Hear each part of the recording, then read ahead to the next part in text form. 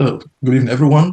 Today we will be setting up RestSharp automation API automation framework from scratch. So we'll be doing that, and we'll be following a step-by-step guide to set up our RestSharp API automation framework from scratch.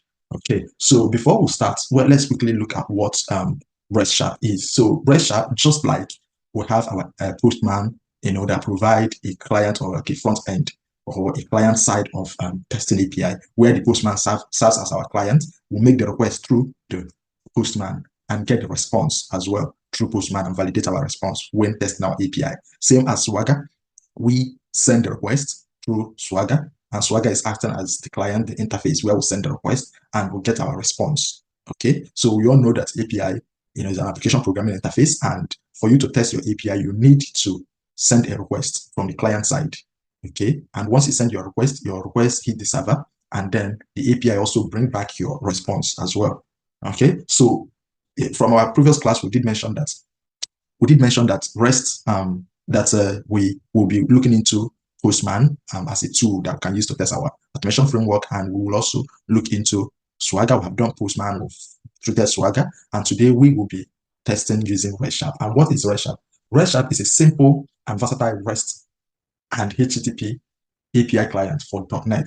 It is designed to make it easier for developers to interact with API, not just developers and testers, to interact with API by handling tasks like serialize requests, sending requests, okay, the serializing response. When the response comes back, you serialize it and you get your response. And then you can also use it to add the right content type, like, application, like if it's a JSON, header or something like that.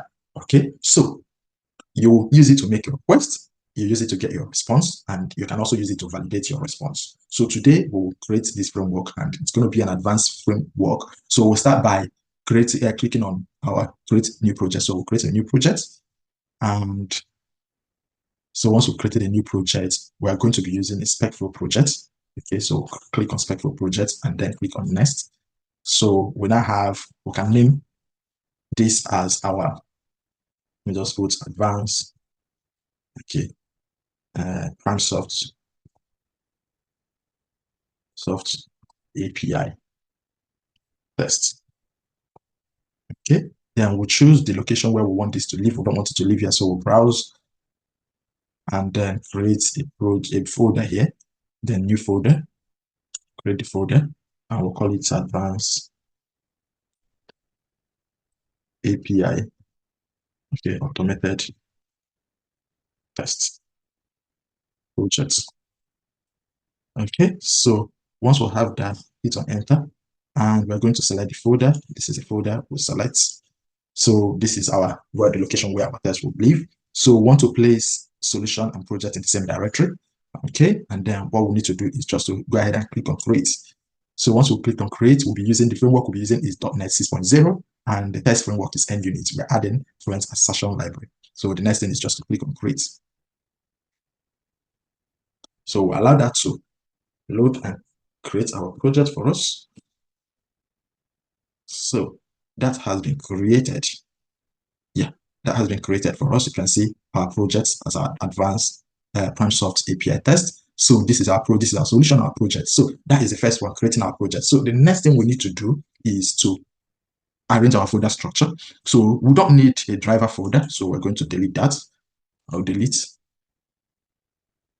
that. So we need our feature, but we don't need this calculator demo stuff. So we're going to delete it as well. And we don't need the step definition either. This step definition calculator class there, we don't need it either, so we're going to delete it. So this will have our feature and we'll have our step definition. We'll have support. Okay, it's just a support folder. I will rename it to use, instead of using support, let me just use model. Okay, or you can either delete it or can create a different folder, but I'm going to rename it to something else and use the same folder. So I'm going to rename it and use models. Okay, so now these are the three folders we need: feature folder, model folder, and step definitions. So now we have done this. The next thing we're going to do is to add our NuGet packages, and we need three basic NuGet packages. So we're going to add our NuGet package on the solution level. So go click on the solution and then click on manage NuGet package to solution. And once we come here, this has been added to us by default. So the next thing we need to do is to add our spec flow. So we have add our spec flow. So this is our spec flow. So click on this and then this, and we can install. Okay. Add. So we've added our spec flow. So the next thing we need to add is our RestSharp. Okay. So type in RestSharp. You can see RestSharp is up. So we will click on this RestSharp. Okay. And then we will install. So we want to install a version, okay, of this RestSharp that is more stable. Okay. So I will go with, I know this is the latest stable one, but I will go with the one that is much more stable. And I'll go with this, which is let me go down. So I'll go with the 6 points. Go with the 6.06. Okay, and then I will install 606 106.15. Okay, now install that. So the next thing I need to do now is to install Newton. Okay, just Newton. So Newton soft. So it's called newtonsoft.json. Okay, newtonsoft.json. So it is a json.net. Okay, popular, yeah, it's a popular high performance JSON framework for .NET. So that is what we're going to use. So I click on it and then I install as well.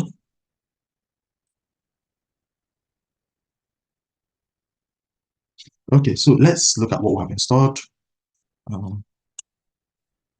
So let's look at what we have installed. So we have installed our Fluent assertion, which was there by default. We have installed our RestSharp. Where's our RestSharp? So we have installed, yeah. So we've installed our RestSharp as well. So all we need to do, having done this now, all we need to do is just to then start. So all we need to do, we're just going to close our Nugget packages because we've installed the right Nugget package that we have. If you want to see which Nugget package that we have, you can come here and go to packages. And then where you click, you can see the ones that we have. Okay, so I'll just close this now. So now we can now start off by setting up our projects. Okay, so we want to set this framework in such a way that we would utilize all the code. We can reuse the same code that we've written to perform different tasks. We'll have the code, we've written it, we can use it to perform, we can use the same code to perform our post call, our, post request, our get request, our delete, and our updates. Okay. And after setting up the framework, we wouldn't want to touch the whole project basically. So all we need to do is to go on write our feature file, and then we can run our test. If we want to add more validation, yeah, we can do more validation. But for the purpose of sending and getting a response and validating that your status code is 200, this will do it for us. Okay. So what we're going to do now is, firstly, we are going to create a REST factory class, okay, that will serve as a centralized place to manage instance of REST clients, REST request, REST response, and REST util class. So we're going to create a REST util class there, okay, and this will be done under our model folder. Okay, so what we're going to do is create a class under our model folder here. We'll right click, add, and then new item. Okay, so once that has opened, we're going to click on class, and then we can add and call it REST factory. Okay, REST. We'll call it REST factory. So, and we will create. Okay, yeah, that has been created for us. So we have a class known as what? REST factory. Okay, so for the REST factory, we are going to change, because the access modifier is internal. Okay, we're going to change it from internal to public. Going to make it public. So it is a public class REST factory. So, and the reason why we're making it public is that this particular class will be accessible from other class and assemblies. Okay, and we also want to make it an abstract class.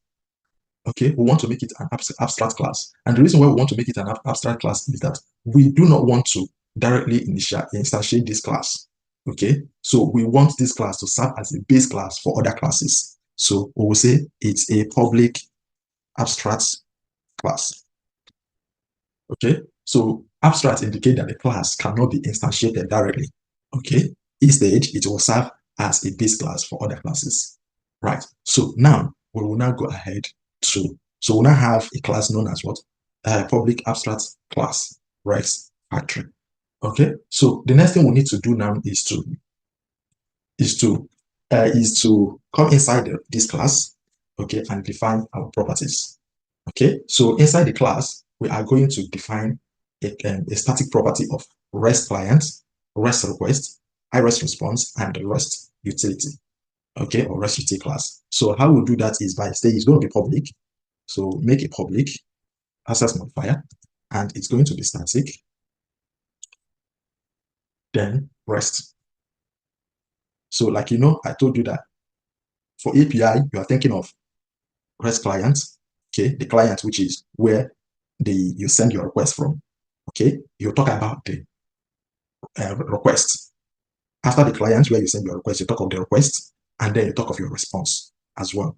Okay, so we're going to set up our public static REST client. So have REST client here and REST client. So expand this once I'm done. I'll just go tab. Okay, so next is public static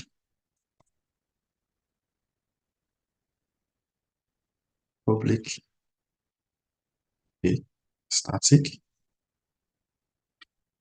After our REST client, the next one is going to be a REST request. Okay, request. Yeah, you can see our REST request. Okay, so after that, we're going to have our REST public static iREST response. Okay, so have public static iREST response.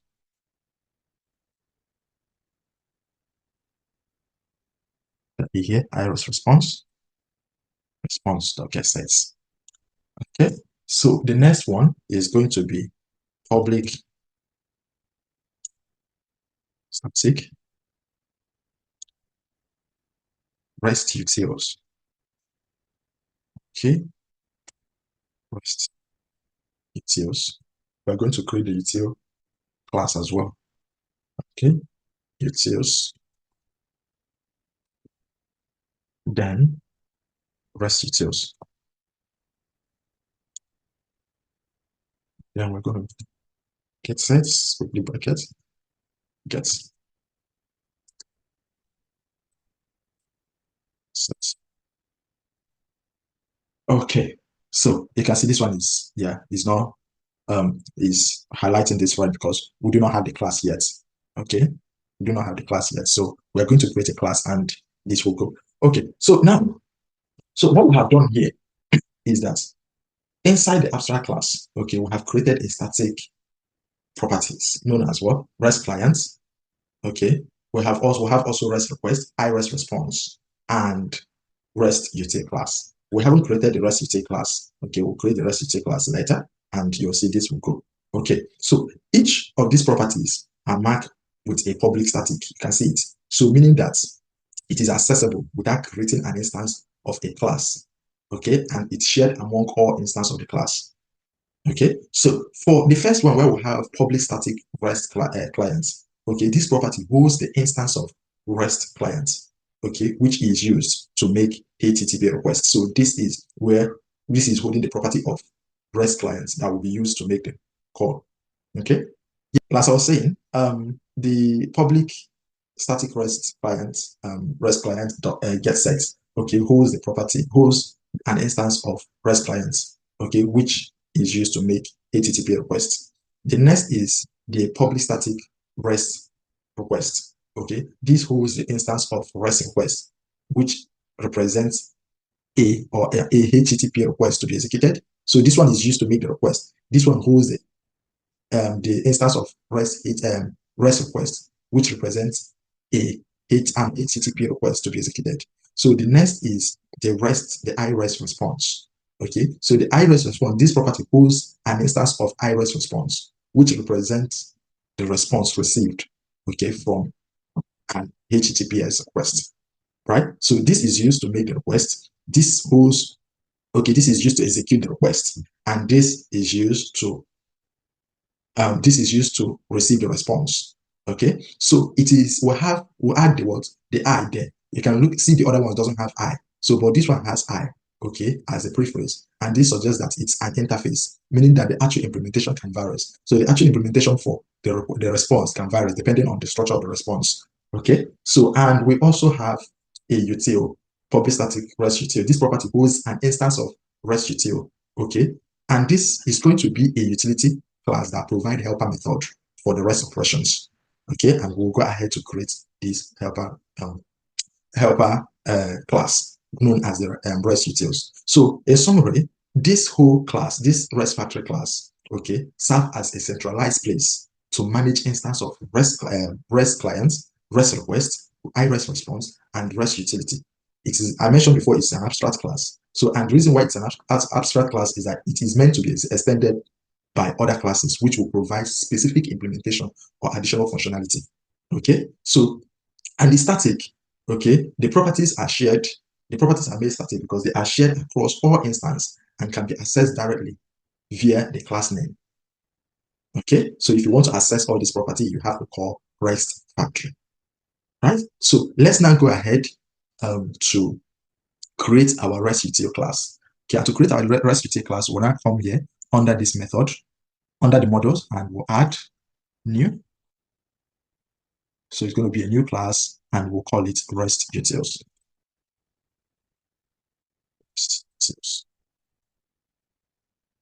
Okay, so once we've done that, we'll add. So we're going to make it a public class as well. Public class. Okay, so now we have a class known as REST util. Let's go back to our REST factory. Can you see? Okay, it has gone because we now have the class. So if you look at this quickly bracket, you can see it's saying that that it's a non-nullable property. REST client must contain a nullable value. Okay, when existing as a constructor. Okay, all we need to do is just add a question mark here, and that will disappear. I do that, so mark that will disappear. That will disappear as well, and then add this, and that will disappear. So then let's go into our REST util class. Okay, so now this is our REST util class. So under our REST util class, we have made the class public as well. Okay, and you know the reason why we make it public, because we want this class to be accessible or accessed from other classes and assembly. Okay, and we are going to create or initialize the REST client, okay, and provide an endpoint variable, because our endpoints will be coming from our feature file. You know, we'll send our endpoints from our feature file. So our endpoint will be coming from our feature file. So here we will create and we initialize the REST client, okay, with the provided endpoint that will come from our feature file. Okay, so let's start. So inside our class, okay, we are going to create a method, and we'll call the method, okay, REST. We'll call the method initialize REST clients. So it's going to be a static method as well. So we'll have public static void. Okay, and the name of the method will be initialize REST clients.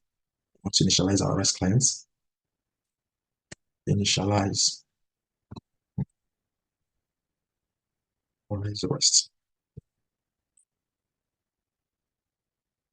REST clients. Okay, so this is our method initialize REST clients, and we're going to be doing that with the provided endpoints. So we're going to add a string here, and our string will be the endpoint we'll provide from our feature file. Okay, and then we'll open the curly braces, click on enter. So this is a method that we've created, and the name of the method is initialize REST client. So let's look at our initialize and yeah, REST clients. I have to put that here. Yeah, so this is initialize REST clients. So inside to initialize our REST clients, okay, we are going to call REST factory. If you watch here from our REST factory, okay, we'll have REST clients. For us to initialize it or to have access to it, like I mentioned before, we need to call the class. Okay, we need to call the class. So all we need to do is inside here, we can now call REST factory. Once you type it, you can see it coming. REST factory. Okay, dots. So once we have the dot, the next one is REST client. You can see REST clients equal to new REST clients equal to new REST clients. It's coming as RestSharp.REST client. We just want the REST clients. I'm just going to remove this REST clients, and then we will pass the parameter as a string, and then we'll put the endpoints here as well. Okay, so having done that, the next thing we need to do is click on enter. So it's not, yeah, so we're going to be using RestSharp. So that's why it's coming for us to declare the RestSharp, but we'll add it as our using, and this will disappear. Okay, so the next one we want to do is to create the instance of our REST here as well. And to do that, as you know, we declared our REST here in our REST factory as well. Okay, REST so we want to create the instance in our REST class. So, and to do that, we'll call the REST factory as well. REST factory, just this, dot REST okay, REST class, which we have here, equal to new REST Then, okay, open and close, and a semicolon. Okay, so having done that, the next thing we need to do is, the first thing we did was to initialize our REST clients, okay, with the provided endpoint that will come from our feature file. The next one we did is to set REST instance in our what REST factory. Okay, so what we're going to do next is we will create another method. Okay, we'll create another method where we'll now need to initialize the REST request as a GET request. Okay, so we will also create, it's going to be a public class as well, a public static method as well. Okay, public static void method. So we have public static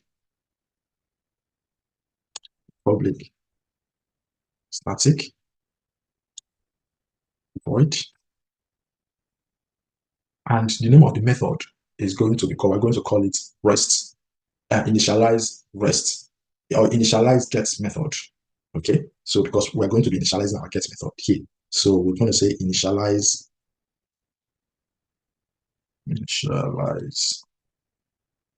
get method.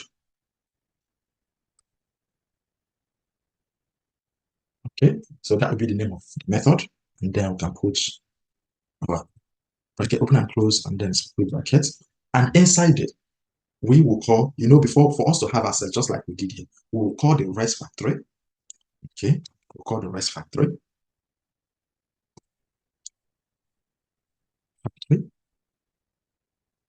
dot REST request.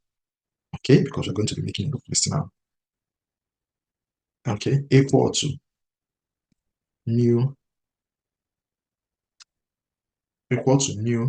REST request. Okay, and inside here we're going to call the method inside our brackets. We're going to call the method.get. Okay, so we're going to call it method.get. So what we have done here is to what? We have initialized the request as a get method. So we'll go ahead to initialize REST request as a post method, as a delete method, basically all those requests that you do on postman, all different kind of requests will make, which is the get, the post, the delete, okay, the put.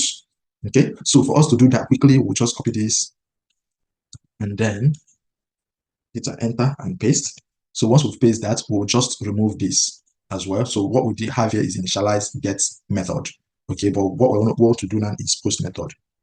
Okay, we want to initialize post method. And inside here as well, we'll remove get and then put, if I remove the dot and hit on dot, you will see all different kind of requests that we'll send. So we'll just pick this one, post. Okay, so we'll just copy that as well. I think we've copied this already. We can just paste again and then remove this one as well, and then remove the get inside it, and then replace it with put. Okay, replace it with put, and here as well, we would have to remove the get. Click on dot, and you can see put here. You can see put. Okay, we'll do that again. Paste. So you can go on and on, okay, to set up all the different requests that we make. So we want to set up patch as well. Patch, and come here, remove it, and enter, and then click on patch. I'll paste again. So once we've pasted, we want to initialize delete now. So just type delete here. Delete. Okay. And here as well, we'll change the method to what? Delete. If I click on dot, you'll see all of them will have delete here as well. So you can go on and on to set up others. Okay. So, but for now, we'll make do with our. So if you are testing with Postman, these are different requests that we make. That is what we have initialized here. Okay. So all we need to do is we can now use a switch. Okay, a switch case. Okay, to just switch between whatever request that we want to make. So we'll set the request from our feature file, and in our step definition, we'll use the switch case, okay, to switch to whatever request we want to make. And it will come here and initialize which request. If the request is a get request, it will just initialize the get request. If it's a post request, it initialize. If it's a put, if it's delete, if it's patch, it will just initialize the get request. Okay, so now having done that, like I said before, another one we can also set is the one that manage our a method. We can set up another method that we can use to manage our request body, our request payload. Okay, and we can also have another method which will be a public,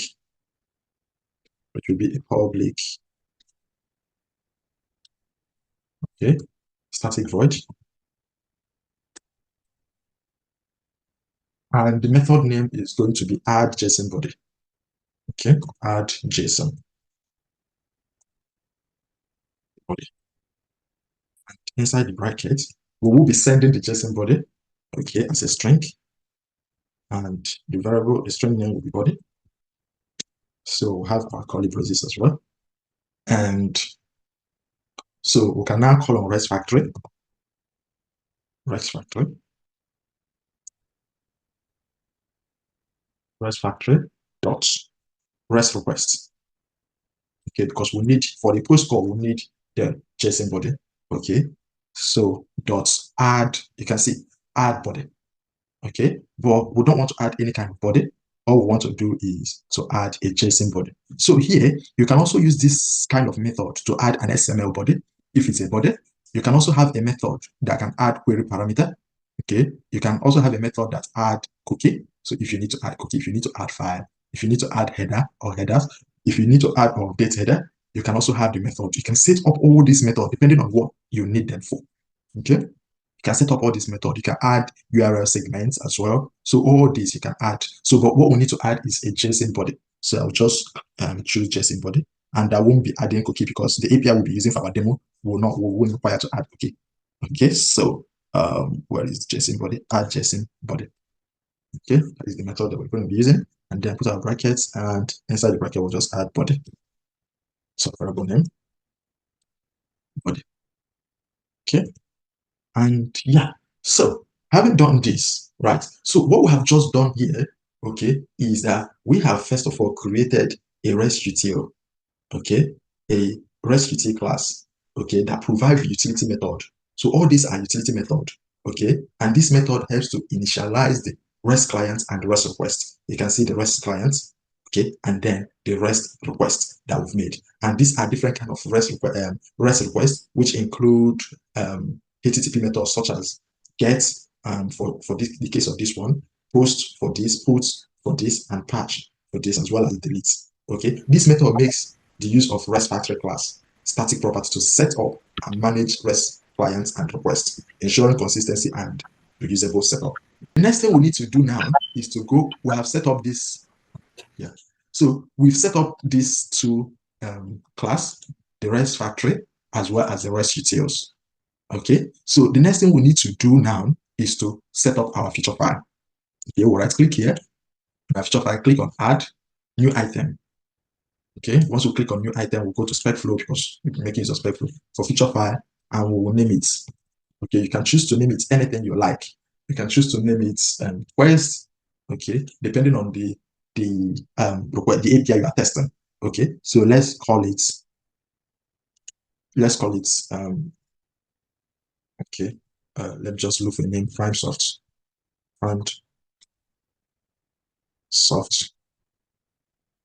API request. That's a long name, but I'll just give it that name. Request. Okay, Prime Soft API request, and I'll just create the feature file. So that has been created for us. Okay, so if we save build, it's meant to turn to purple. So the build has started. If it doesn't do that, that means it's not binding. Let me see. Yeah, it has binded. Okay, so now it has binded. All we need to do is to make a request to write our feature file. Okay, and we can, you just put a short note here. Okay, and then you can put your request. We want to make a get request. Okay, we can just say get request. And this is the way we write our feature file for this particular framework. Okay, so you can reuse your feature file, you can reuse your step definition, you can reuse everything in your model, your REST factory, your REST utils, you reuse everything. And automation test, API automation testing becomes very easy. Yeah, so when I say given I construct, okay, given I construct, right? So given I construct, so you want to construct what kind of request you want to construct. So the kind of request you want to construct is what you put here. We are parameterizing it. Okay. I want to construct a get request. Now, I need to correct this. Oops. Construct. Yeah. So given I construct get request, okay, then you also parameterize your endpoints. Okay. So what kind of endpoints you want to make? Okay, it depends on the endpoints you want to use. So the last time we were using regress. If you can remember, there's this that I sent to you. Okay, let me just get it up and then I will show you. So we're using this.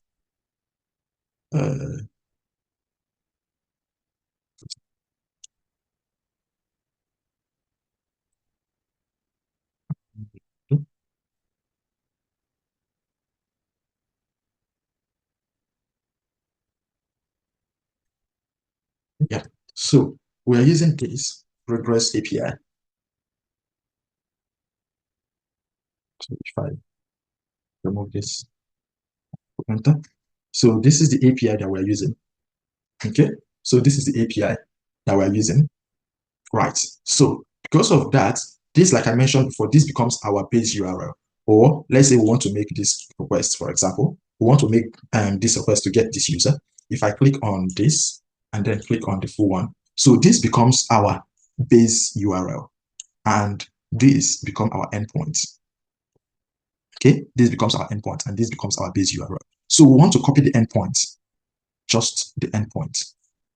Okay, I want to copy just the endpoint here and not the base URL. So I've copied the endpoint, and all I need to do, I'll come back from the base URL and then place the endpoint of the particular request you want to make in here. Okay, so that's how you construct. So anytime you want to make a get request, all you need to do is just to copy this URL, copy this particular given, and then replace your URL, you replace your endpoints. You don't have to create a new one, but I will show you when I'm done. Okay, so the next one is when I submit the request. Okay, you've construct the get request for this particular endpoint. The next thing is to submit the request. Okay, so when I submit the request,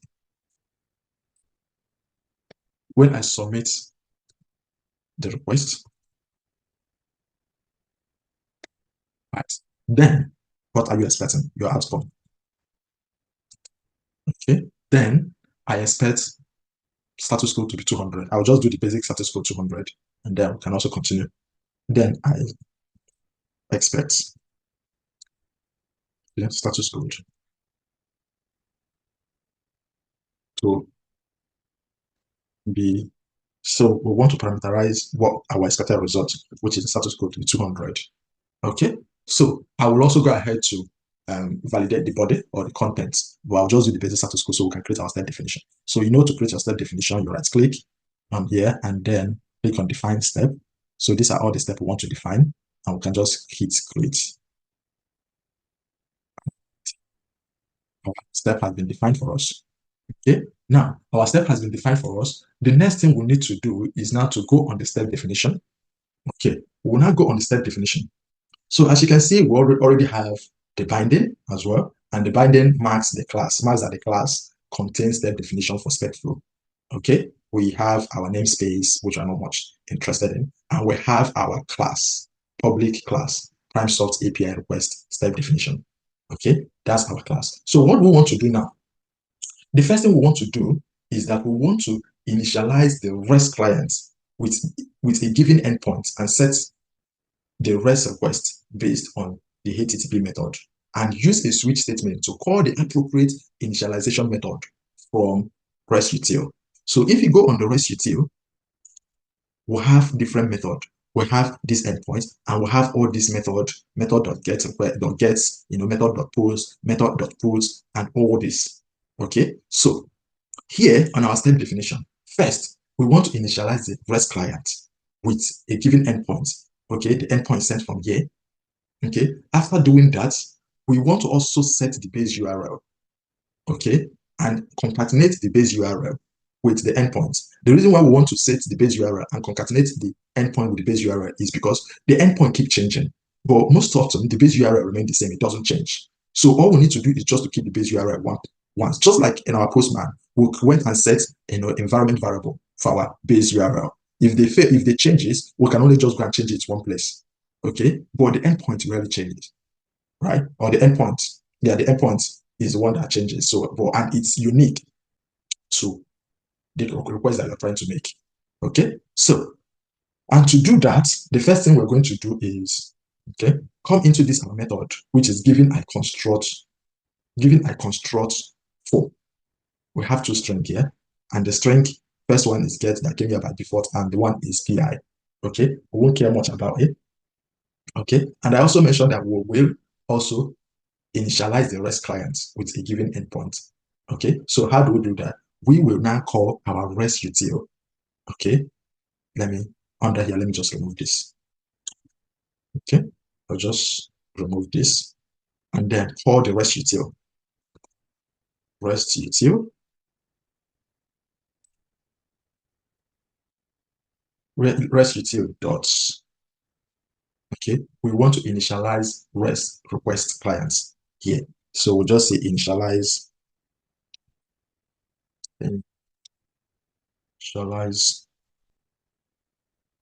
REST clients. Okay, and then I will put curly brace here. So inside the curly brace, okay, so just on this constructor, we have a string. I want to create a parameter, okay, known as HTTP method. Okay, HTTP method. We're going to utilize that parameter. And the next string is our endpoint. Our endpoint that we are sending from our feature file. Okay, so having done this, what we now need to do is inside this method, inside the method, okay, we want to state our base URL. Okay, so I'll go here and copy the base URL.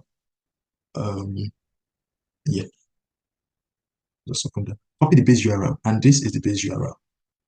right? We'll just copy the base URL and come here and enter our base URL here.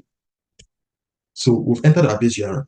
What we need to do is to concatenate our base URL with our endpoints. And how we do that is we'll do space, use plus for the concatenation, and then endpoints. So you can see here, we're coding our base URL, okay? But we are not sending our endpoints from our feature file. So now that we have done that, the next thing I say is that we will now use a switch statement to call the appropriate initialization method from RestUtil. So how do we do that? We use a switch statement. And to do that, we'll just enter, we'll just give space, and I'll just type in switch. Okay. So in brackets, I'll call the same parameter that I've written here, which is HTTP method. HTTP method, and then I can now create a curly braces, then click on enter. So we want to have different case. Okay, we have case one, and our case one will be our get method. Okay, we have case get method. Okay, we have case get method, and inside our get method, we want to call RestUtil. RestUtil is coming. Okay, dot initialize get method. So what we're calling is those methods that we have set. Okay, we want to initialize get method for the case of get, right? Initialize get method. We'll close our bracket and semicolon. Okay, so if we are sending a get call, okay, or we want to make a get request. Once we hit here, okay, our URL and our base URL will be added with our endpoints. Okay, then this particular switch statement will run. Okay, once it comes here, if it's a get request, okay, that we are sending from our feature file, that's why we have to parameterize it. It will execute this method. So it will call our REST request dot initialize get method. So from here, it goes, if I hold down my control key and click on this, it comes to this. And you know that the method that we're calling is what? Get request. So initialize our get. But let me just go back and we'll see to that when I'm done.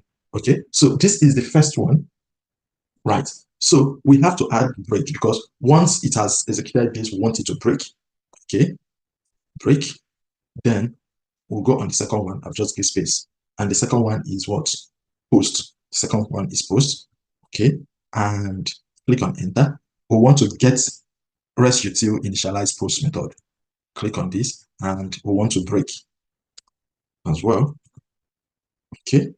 Then we give space. The next case is we want a case of post put. So that's what we have next. I can now put right. Then I have this as well. Okay, let me just do the appropriate formatting. Format it properly. Just move back. Yeah, I'll leave it like this. Okay, so that the case will stand out. So we'll have this one and then I click on enter. So the next method that we want to call is RestUtil.initialize put method. Just click on case and then break as well. So we'll have another case, and the case is what? The next case is patch. So have patch. You need to make sure that you maintain, if it's a capital letter in your uppercase, you maintain it as uppercase as well. So we have patch, then you have to put these dots, enter. We want to call on rest, not delete. What we have is patch. So we just type, because what is giving us, the sense is giving us is not what we want. Have rest util dot initialize. So we can put here, pick what we want from here, which is initialize patch. Yeah, initialize patch method. Okay, yeah, we can now break as well. So the next case that we have is delete. Okay, so we have another case. Oops. The case, well,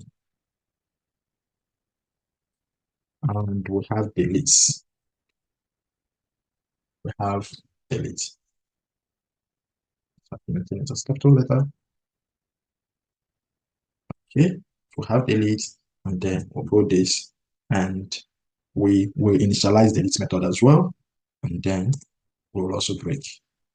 Okay, so having done that, we need to put a default break. Okay, so we now have default here, after the last break, we'll now have defaults. You can see the license is providing for us. If you want to put you know an exception, okay, we can have an exception what we want it to throw for us, okay, or we can just say break. After default, we can just add another break. Okay, let's say break. Depending on how you want to handle it. Break. Yeah, so removing this because I'm not adding any exception. So now we are done with this. Okay. I'll just put this one as a properly. Yeah. So we're done with this. What have we done here? Let me just put this down. Okay. So we are done with the first one. And what we have done is, so what we have done here, like I said before, is that we have initialized, by doing this, we have initialized the REST clients, okay, with the given endpoints, right? With the given endpoints, and we have set the base URL, and we have concatenated the base URL with the endpoints, okay? And then we are now using the switch statements to call the appropriate initialize method from the REST utils. Okay, so you can see for the get, we're calling the appropriate, which is the get method. For the post, we're calling the appropriate method from the REST util. So for us to access, we'll just call on REST util and then we can access the method.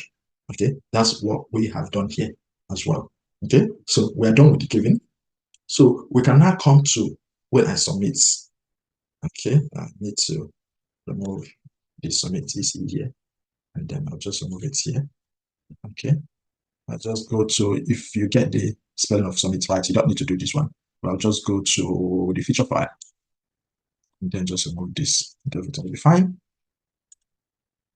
So if I build, you can see it will right now. So build succeeded. So that should be fine. Yep. So I'll just go to my step definition. Okay. So now we want to write a step that will execute our request, that will prepare our REST request. Okay. And then once we have executed, it will execute our REST request. Okay. And then store our response inside our REST factory dot REST response. Okay. And to do that, we will call on the REST factory. Okay. And the REST response. So we have REST factory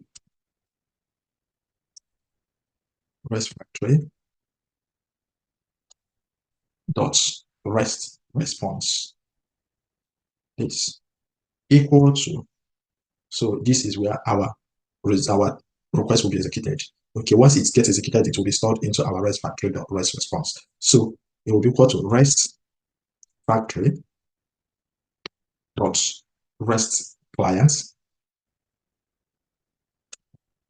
Okay, dot, we'll use the method execute. You can see execute dot execute. We're not getting equals, we're just executing, so you just use this one. So there are other things you can do here. Okay, dot handle, add handler, whatever you want, add authenticator and all that. But what we want to do is execute, so we'll just do execute, right? And once we hit on execute, okay, we are going to parameterize, because the essence is that we don't want to hard code anything. Okay, we're going to add REST factory dot REST request, okay, as a parameter, which is a REST factory dot response. Okay, so having done that, put your semicolon as well. So this is throwing an error. Let's see, show potential fix.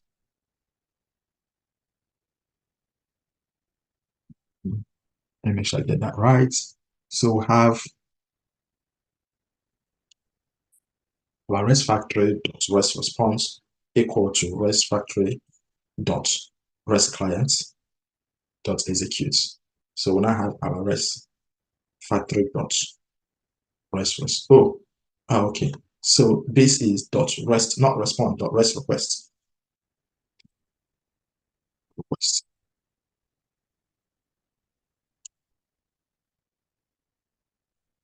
Okay. So what we want to do here, like I mentioned before, okay, is that for this step, okay, it will execute the prepared REST request. and store the response in our REST factory response. That's why whatever that happens here, okay, is what stores here as well.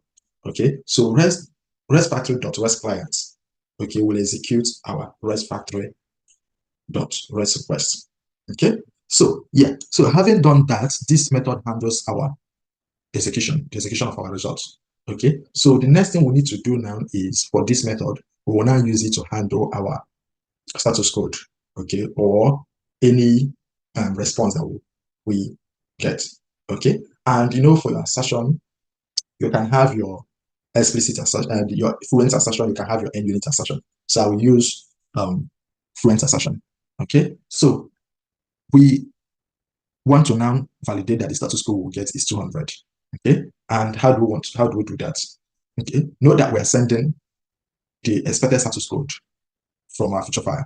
So having sent our expected status code from our feature file, all we need to do is that we need to ensure that the status code that is coming back, because like I mentioned before on this, when we execute this particular request, it stores our results on our REST factory .response. So if we want to access any of our response, okay, we have to call on REST factory .rest response. Okay, so now we inside here, we will now have to add that what we're expecting is HTTP status code response status code. Okay, so just have this. Okay, before I do that, let me just implement the code that I want to implement here. Yeah, so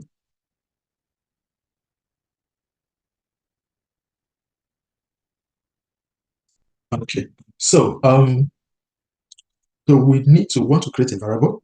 Okay, we'll say var status equal to rest factory dot rest response. Okay, rest response. This is the reason why we're calling this is where we'll store our request. So whatever is our request that we want to validate, we'll store it here on the status. Okay, so var status equal to rest factory dot rest response, right? Dot status code. So you can see how you can validate every other one. Okay, you can obviously you will not call it, you will just name the variable whatever. You'll call the rest factory dot rest response. So error message, response status, okay, header, status code, response URL, cookies, content type, content length, so all this is successful. So these are the things you can validate. Okay, well, for our case, we want to validate our status code. So we just click on status code. Right. So we will add a string here as well. Okay, so and the string will be, we'll add a parameter of what? I'll just remove this because we're not sending anything from. So we'll add a parameter of HTTP status code, HTTP status code. You can see have HTTP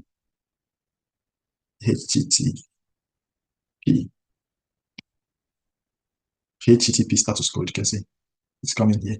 So we'll have HTTP start URL parser. I'll have HTTP listener web, whatever. So what we need is HTTP status code. Okay, and we're also sending response status code as well. Response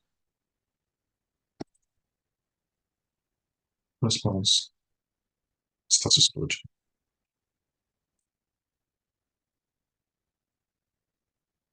Okay, so HTTP status code and what? Response status code. So we have one HTTP status code, we have one response status code. So HTTP status code handles the status code that we are sending. The response status code handles the one that is coming from the response, okay, that we're going to be receiving. Okay, I'll put semicolon to end this. So now for us to write our session, okay, we will now validate, we can now say that status, which is this status that we have here, this status, okay, dot should, okay, be response status code. Right, status should be response status code. Okay, so let me explain what we have here. Okay, so what we have here is we have written a variable, and the variable is var response status code. Okay, and we're saying that this var response status code should be equal to rest factory dot rest response dot status code. So whatever that we have as our status code, okay, will be stored in this status code. And we're now saying that this status code should be response status code, which is this response. And this response status code, okay, is the one that we're sending, basically. Okay, the one that we're sending, which is the 200 we're sending from our REST factory. Yeah, and turn the other way around. Okay, so what happens is that once we send our request, okay, and the status code are the same, they compare that this should be this. So what we are getting should be equal to what we are. What we are getting should be equal to what we are sending. Okay, so this is basically us, okay, done with setting up our framework. So all you now need to do is just run your request, run your API test for get request, for post, for put, for delete, and it will run and pass. Okay, so I will just save this and I will clean our solution and build our solution as well. And build our solution.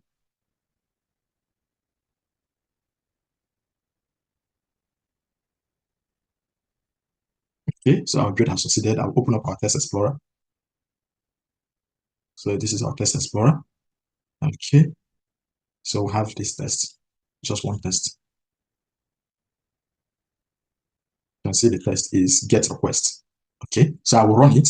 If you run and pass, I will not debug it. So we can now see how it moved from one place to another. So to run this now, I'll just click on run and see what we get. So you can see our test has passed, right? Our test has passed. So you can right click and view test log. So you can see our test has passed. You can see our API, our first step, which is giving a construct a get request and everything has passed. Okay, so I'll just close this. Right, so I'll close it and put a breakpoint. I'll put a breakpoint on this given. So we can now run it on debug mode. So while running it on debug mode, we can now see how they move from one class to another, how it's called a method and all that. Okay, so I'll just right click and debug, run on debug mode.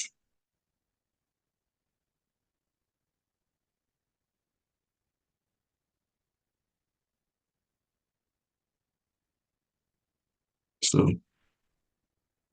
it's not showing me outputs, autos.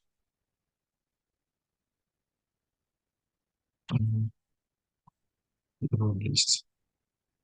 I want to see what is happening. Okay, let me just. So the first thing we'll do is, yeah, because I put breakpoints here, so it has stopped here. So I'll just do stepping. So you see how it goes from one step to another. So I'll just do stepping. So you can see where it is now. Look at my arrow. Just keep note of this arrow. So this is the step. Okay, so it has come here, right? And it's on this particular step, line 13. So if I do another stepping, so you see, it's on here now, right? It's on here now. So if I highlight this, because this step has not been executed, okay? So if I execute this step, you can see it has now come here to the REST util, okay? It's now on this REST util. So if I check this method now, you can see nothing is here. So it would execute the REST factory dot REST client, okay, equal to new REST client. And yes, okay, so it's on here now, REST factory dot REST util. Yep. So it's on line 17. It has come back here. Okay, then this step will now be executed. Right. So look at what happened. If I'm looking at this method now, if I open this, okay, let me just see here. This is what I want to show you. So what you will do is it has entered the switch case. Okay, and it has not realized that what we have is a get request. Okay, so because it's a get request, it goes in here. Okay, to execute this method. So if I do, it will not come on this particular method here in our REST utils. Okay, to execute the get method, it will not execute this line of code. If I do click on this, yeah, yes. So, and then step in, and then step in. So because that is the right, method for it. I think what I need is this one. So because that is the right method, okay, it's executed, it's going to break now and come out of this switch, right? If I click on this, it has gone out. Okay, you can see it has gotten the method, the HTTP method as gets, right? And if I execute, it goes here, then it goes to the second one, which is submit. So this is where it's going to execute that request. So if I click here, request, okay, so and click on this, yeah, and then click on this, it will execute. Look, the REST factory dot REST respond, you can see status code is okay. Content type is application.json, okay, and if I execute that as well, you can see response status code is okay as well, right? And if I execute that, you can see the response status code is okay, which is 200, and the REST factory dot REST response dot status code is still okay, 200. Okay, so if I execute that as well, you can see the status, the one that is coming from the request, which is 200, okay as well. And if I execute that, my test pass. Okay, so I'll just click on continue. So now let me show you what makes it very easy to test with this. Right now, we did the initial setup. It seems like it's a whole lot of things you need to set up and you need to configure. But what makes it very easy is if we want to do another test, we do not need to touch any step definition. We do not need to touch anything that we've set up initially. All we need to do is just write our feature file. And this is it. This is how it works. So let's go to this place, to our API, and make another GET request. Click on back. So we want to make this GET request, this one for single user. Okay, this is the endpoint. So all we need to now do is just to copy the endpoint because we already have the base URL. So this is the endpoint. I'll just open it. So all we just need is the endpoint. Okay. So, but before I come to the endpoint, all I need to do is I'll just copy this. Okay, and create another test case, another scenario. Okay, and this scenario is get single user, get request. Okay, for single user. Right. So all I need to do is come to my API and just get the endpoint. I'll just get the endpoint. This is the endpoint. If I get the endpoint, all I need to do is come here and replace the endpoint. The endpoint, the kind of request you're making is the same. The response status code you're expecting is the same. You do not need to write anything else. Just replace the response. Save. Build. You can see this particular one will come. So build is succeeded. I'm expected to get this particular. Yeah, you can see it. You just run your test. So it has run my path. It uses all this method, all the class that we set up, all our configuration. It just uses. So if you are henceforth or going forward, once you have your framework set up, all you need to do is just write your feature file, run your test. Your test will pass. Yeah, you can go ahead and add other validation as well. Okay, you can add other validation if you want. But as soon as you add other validation and set it up, all you need to do is just run your test. Look, if you want to run another test, all we need to do is just copy this as well. So long as it's a get call, copy it and put here. Okay, change the scenario, which is for multiple user. I think the next one is going to be for multiple user. Let me say multiple user. Okay, so you go back to your API, and get your request. Okay, so we've done for list, we've done for single user. This single user not found is 404. So, but it's a get call. So we'll just take this one, and this is the endpoint. So you can see the response status code we're expecting is 404. So we'll just take the endpoint and then go back to our code. Okay, place the endpoint. This is the endpoint. This is single user not found. Okay, single user not found. And the response status code we are expecting is 404. 404. That's it. You can just run your test. Build, so we can see the test that we just added. So I've added 3 different test cases now. 3 different scenarios. So we'll just run.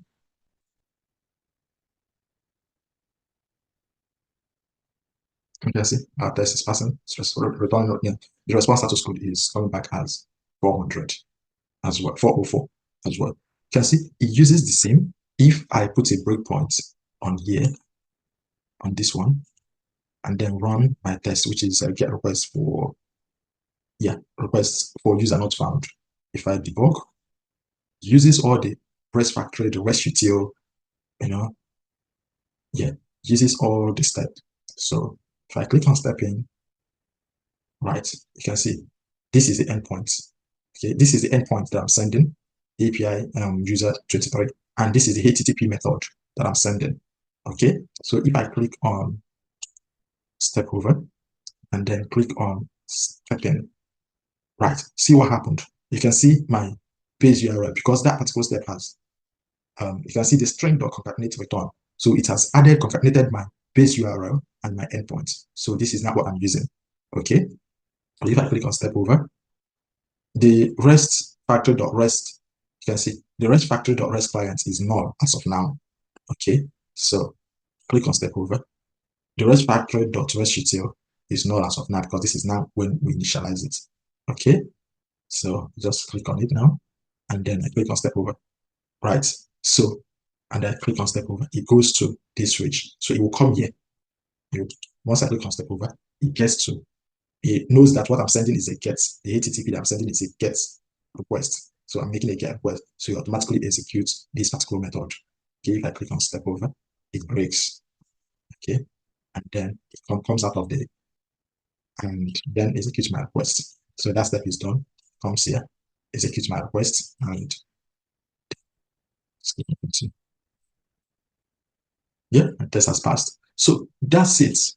Okay, if you are making a get request. So, but if you are making a post request, it's different because you are going to be putting post here. Okay, and you are going to be sending a request body. Okay, you are putting post here, you put the endpoint, and you will also send a post. You will also send a response, a request body or request payload. Okay, and to do that is also very simple. So we'll use this particular feature file as well to make our post request. Okay, and to make the post request is also very easy. So it also follows the same principle. The only difference from the post request is that we are going to send a request body. Okay, and to do that, I'll just copy this particular scenario. Just copy this particular scenario and paste here. It uses the same step and everything. So this is a post. I'm going to make a post. Okay, posts. So given I construct posts, so what I'm constructing is a post request. So I'm going to type in post here. That is only different. Post. Okay, and I'm going to put the endpoint here. So let's go to our document and find a post request that we can make from our API documentation. Go back. So let's see the first post that we have, which is this. I'll just click on it. Okay, so what we want to do is we want to create user. Okay, and this is our request parameter. You can see this is our request parameter. Okay, so we just copy that, copy the endpoints. Let me just copy this endpoint because we already have the base URL. Copy this endpoint, and I'll come here and paste the endpoint. Okay, yeah. So before you send a request for post request, before you send a request for a post request, you need to add or pass the request body or the request payload. Okay, so I will now say when, okay, I pass body on the request body.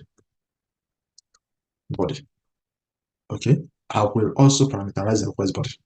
There are other ways you can do it as well. Okay, there are other ways you can do it. You can decide to parameterize it. You can also save it somewhere, okay, and then pass it, depending on how you want to do it. But in this case, I will pass the body here, okay?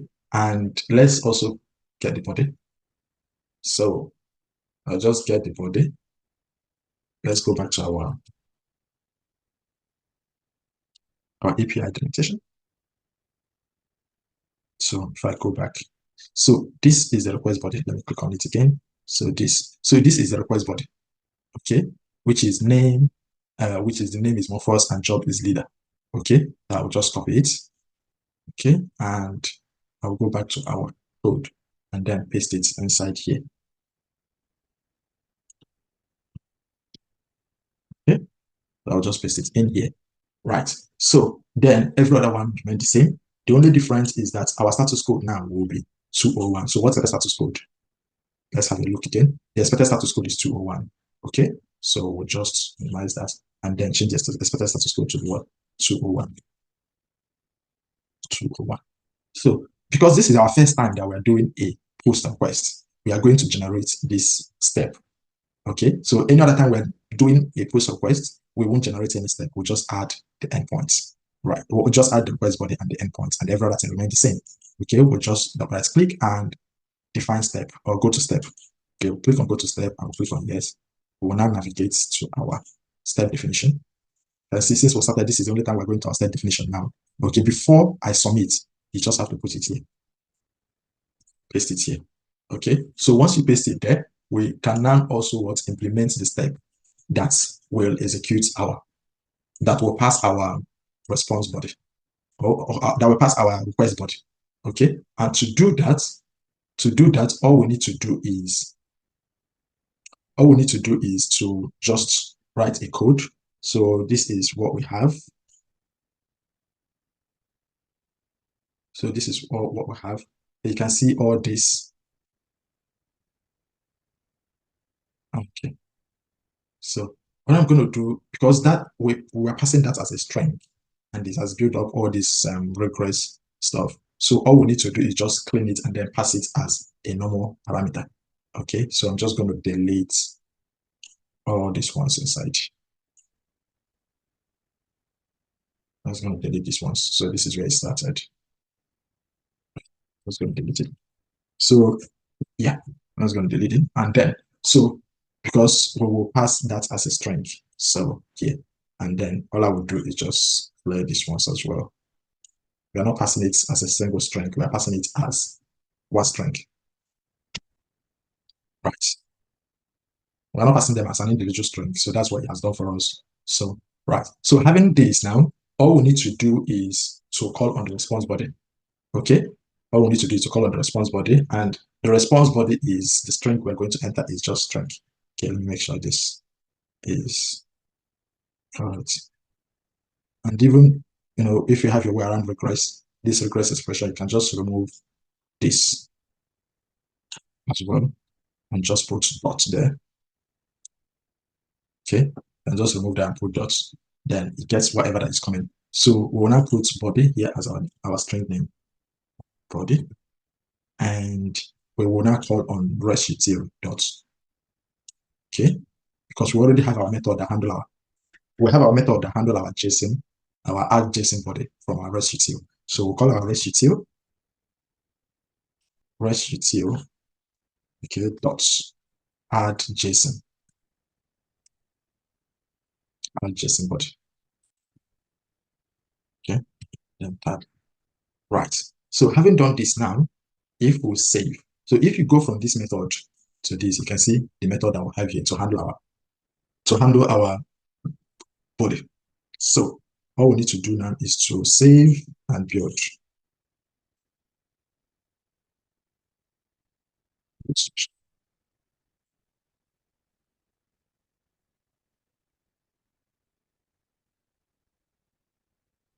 So if we do that, we can send our request now. Yeah, you can see our test has run and passed as well. So that is it for post call. So that is it for post. So what I will do is I will place a breakpoint here, just like I did on this one. So you will see when I run this, okay, when I run this particular get request, right, I'll just go on it. When I run the particular get request, when it comes here, it goes on this case, the get case. Okay, so when I will run the post one, take note and see where it will go on and which case it will go on. Okay, so I'll just let's click which one is this. Yeah, this is the post. I'll just right click and then debug.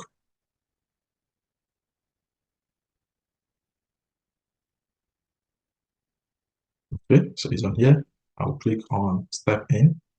Okay, so what I'm sending. This is the endpoint of what I'm sending, and the HTTP method is post. Okay, so I will step over.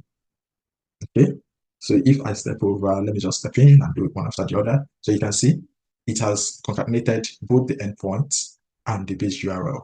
Okay, I'll just do step over, step over, step over, step over.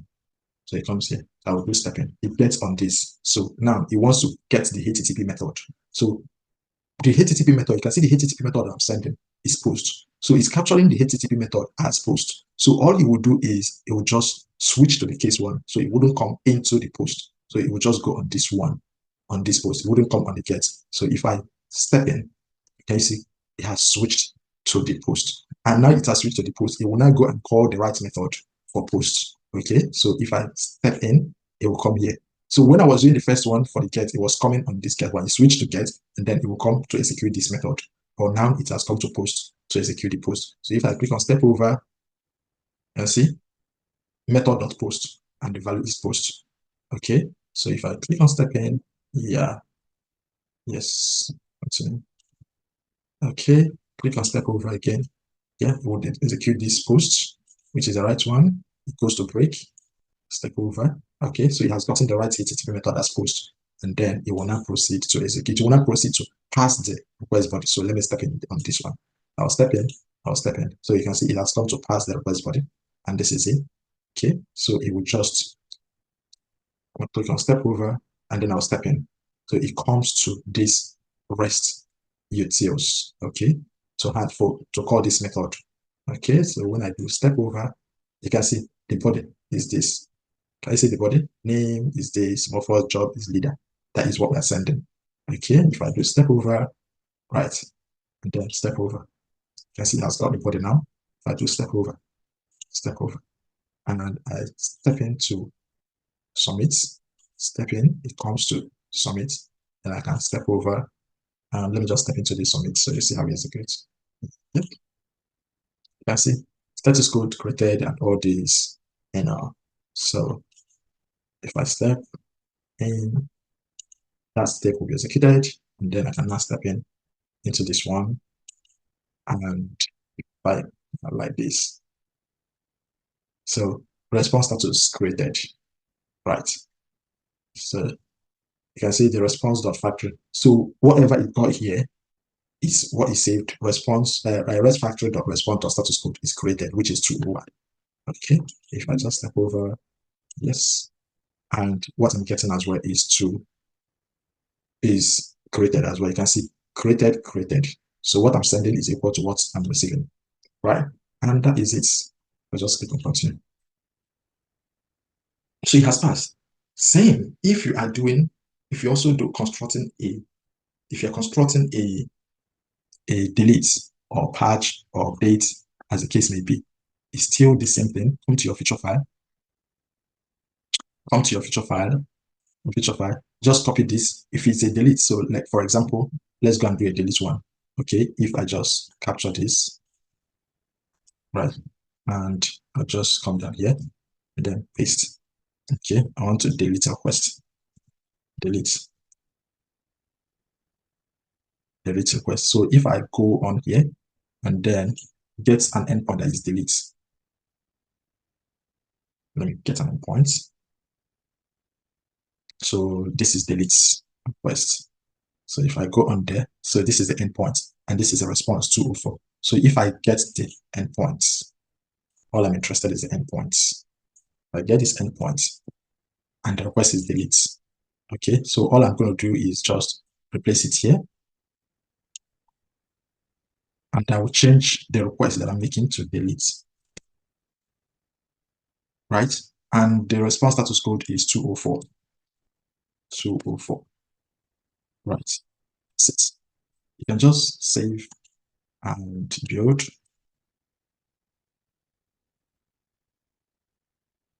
Save and build. Yeah, so that's it. I'll just put a breakpoint here so you see how it goes on the delete. Right. So once I run my test on debug,